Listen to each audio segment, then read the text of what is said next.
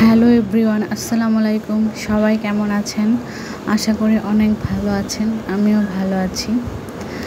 সংসার হলো এমন একটা জায়গা যা প্রত্যেকটা মেয়ের অনেক স্বপ্ন থাকে, অনেক ভালোবাসা থাকে। প্রত্যেকটা মেয়ে তার ভালোবাসা দিয়ে তার সংসারটাকে গুছিয়ে রাখে।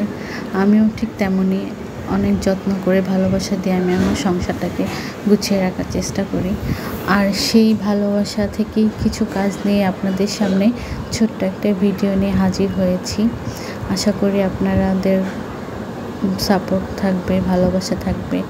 আর আমরা যারা ইউটিউবে নতুন কাজ করতে চাচ্ছি বা করছি, আমাদেরকে যদি আপনারা একটু সাপোর্ট না করেন তাহলে কিন্তু আমরা আর এখানে কাজ করতে পারবো না বা এগোতে পারবো না।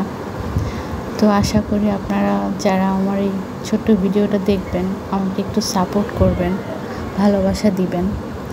তো এই তো আজকে আমি সকাল থেকে নাস্তার পরে থেকে আমি ভিডিওটা শুরু করলাম।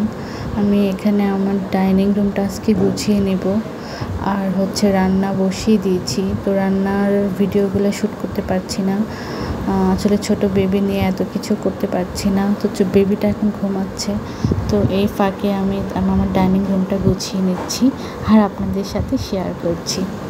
তো আমি আমার ডাইনিং টেবিলটা ক্লিনজার দিয়ে পরিষ্কার করে নিচ্ছি। তো অনেকটাই ময়লা হয়েছে, তো পরিষ্কার করে নিচ্ছি।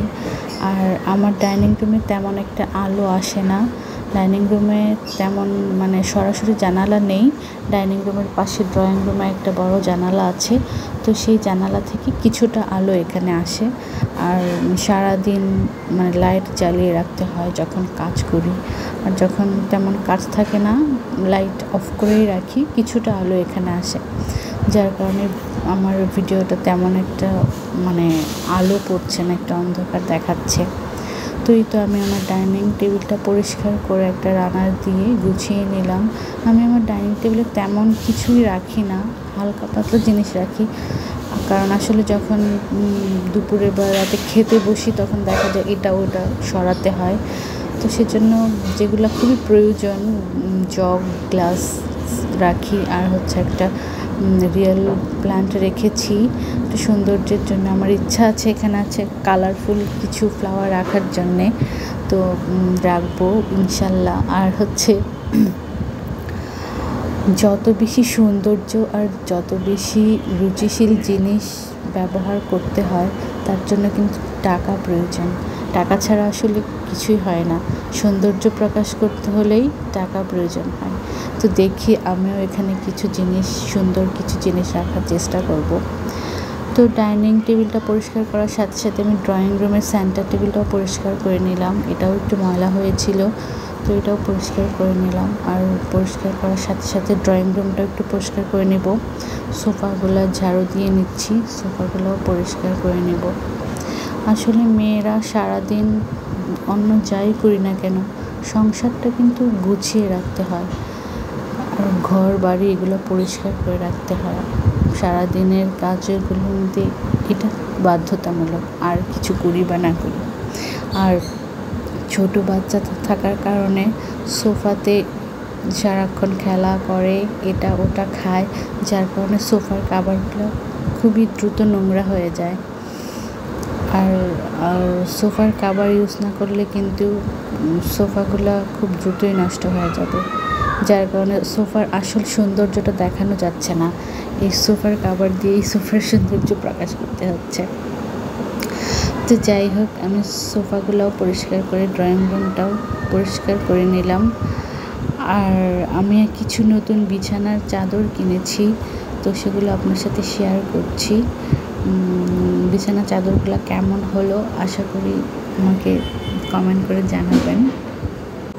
ইউটিউবে নতুন কাজ করতে গেলে যখন আমরা ভয়েস দিই তখন আসলে একটা আনইজি কাজ করে, আর আস্তে আস্তে হয়তো অভ্যস্ত হয়ে যাব। তো আমার ভয়েসে একটু কাঁপা কাঁপা আসছে আমার কাছে মনে হচ্ছে, তো আপনারা অবশ্যই ক্ষমা সুন্দর দৃষ্টিতে দেখবেন। আসলে নতুন অবস্থায় এরকম হচ্ছে।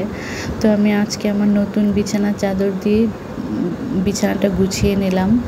এই তো বিছানার চাদরটা কেমন হলো অবশ্যই জানাবেন। আর বিছানা গুছিয়ে বেবির বিছানাটাও গুছিয়ে নিলাম।